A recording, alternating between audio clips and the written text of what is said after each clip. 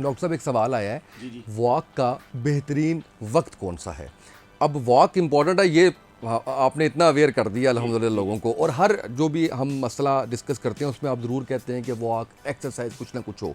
वक्त कौन सा सबसे बेहतरीन है? देखिए कुछ डायबिटिक पेशेंट्स हैं, कुछ नॉर्मल लोग हैं। हम ज़रा इसको थोड़ा सा क्लासिफाई कर लेते हैं दो कैटेगरीज में।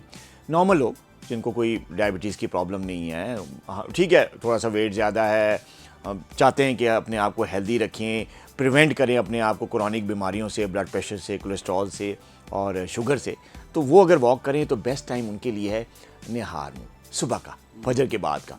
ठीक है, अगर नहीं टाइम मिलता तो दूसरा निहार मुँह होता है असर के बाद का। आपको पता है खाना दोपहर का खाए हुए भी 2, ढाई, 3 और रात में भी वक्त होता है, रात का भी टाइम होता है। तो असर की नमाज के बाद, जब ये बच्चों के खेलने का टाइम नहीं होता था हमारे ज़माने, हम जो बस 5 बजे का इंतज़ार कर रहे होते असर का, कि जैसे असर की नमाज़ हो तो अम्मी से इजाज़त लें, हम ज़रा ग्राउंड में जाएँ खेलें। तो ये वो वक्त है जो कि बड़ा अच्छा वक्त है वॉक के लिए, एक्सरसाइज के लिए, फ़िज़िकल एक्टिविटी के लिए। अब बात करते हैं डायबिटिक पेशेंट्स का, कि डायबिटिक पेशेंट्स के लिए भी ये वक्त बहुत अच्छा है, क्योंकि ज़ाहिर है उनको शुगर लेवल भी कंट्रोल करना है, कोलेस्ट्रॉल भी कंट्रोल करना है, कई और उनके साथ बीमारी के साथ चीज़ें जुड़ी हुई हैं, वो सब नॉर्मल हो सकती हैं, वो सब कंट्रोल में आ सकती हैं अगर वो वॉक करें। उनके लिए भी अच्छा टाइम यही है, फजर के बाद निहार मुँह, नाश्ते से पहले वॉक कर लें आधा पौना घंटा, या वो असर के बाद रात के डिनर से पहले वॉक कर लें। ये तो एक चीज़।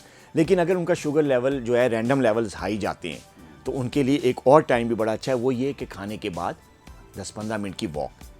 बिल्कुल सही। खाना खाया, आधे घंटे बाद थोड़ा सा, आधे पौने घंटे बाद वॉक कर ली, उससे है कि शुगर लेवल जो है वो कंट्रोल होगा, डाउन जाएगा। ये सिर्फ डायबिटिक पेशेंट्स के लिए, और ख़ासतौर पे वो डायबिटिक पेशेंट्स जो कि रैंडम लेवल किससे परेशान होते हैं कि यार खाना खा के शुगर लेवल कंट्रोल नहीं होती, दवाइयाँ ले रहे होते हैं, लेकिन साथ अगर ये चीज़ डाल देंगे आप खाने के बाद वॉक, तो उससे अच्छा शुगर लेवल कंट्रोल होगा। तो बेस्ट टाइम सबके लिए जो है, मैं तो ये समझता हूँ निहार मुँह, सुबह का, फजर का। बिल्कुल सही है डॉक्टर साहब। अब मेरा सवाल इसमें आता है ज़हन में, वो ये है कि इसकी कम से कम दौरानियाँ और ज़्यादा से ज़्यादा दौरानियाँ क्या होना चाहिए? देखिए, कम से कम दौरानियाँ जो है ना, जो एक हेल्दी बंदा या अगर कोई क्रॉनिक डिजीज़ का पेशेंट है, डायबिटिक है, हाइपरटेंसिव है, या उसको कोई और दिल की बीमारी है, तो उसका कम से कम दौरानियाँ जो होना चाहिए एक्सरसाइज का या वॉक का, वो है 30 मिनट्स, 30 मिनट कम से कम उसको डेली एक्सरसाइज करनी है। अच्छा, अब अगर फ़र्ज़ करें उसको ज़्यादा से ज़्यादा, आपने बात की कि यार ज़्यादा से ज़्यादा कितना होता है, तो कम से कम ज़्यादा से ज़्यादा आप इतनी भी कर सकते हैं, लेकिन फिर अगर ज़्यादा की उसमें काउंट होंगे तो आप घंटा भी कर सकते हैं, सवा घंटा, 1.5 घंटा भी आप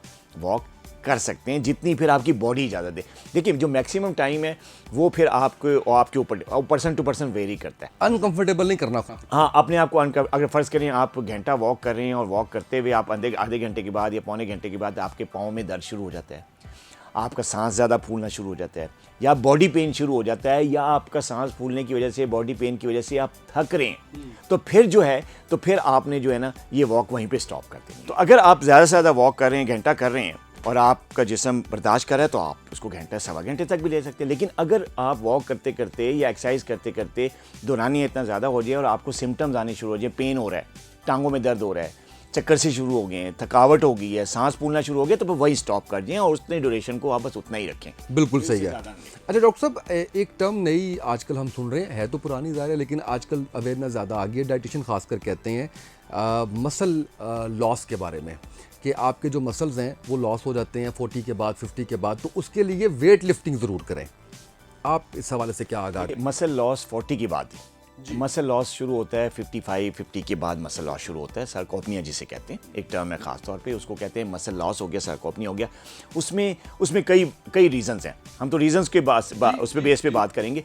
जो नॉर्मल जो लोग हैं, जिनको कोई क्रॉनिक बीमारी नहीं है, जिनको डायबिटीज़ नहीं है, किसी दवाई पे नहीं है, और किसी दवाई के साइड इफ़ेक्ट की वजह से उनको मसल लॉस नहीं हो रहा, तो ये चीज़ जो है ना 50-55 के प्लस के बाद एक डिजेनरेटिव प्रोसेस के तहत ये मसल लॉस शुरू होता है। तो उन लोगों के लिए भी जो है ना, ज़ाहिर है मसल लॉस शुरू होता है, तो उनके लिए जिम की एक्सरसाइज या वेट लिफ्टिंग या मसल बिल्डिंग के लिए एक्सरसाइज होती हैं, लेकिन उनके लिए डिफरेंट होती हैं।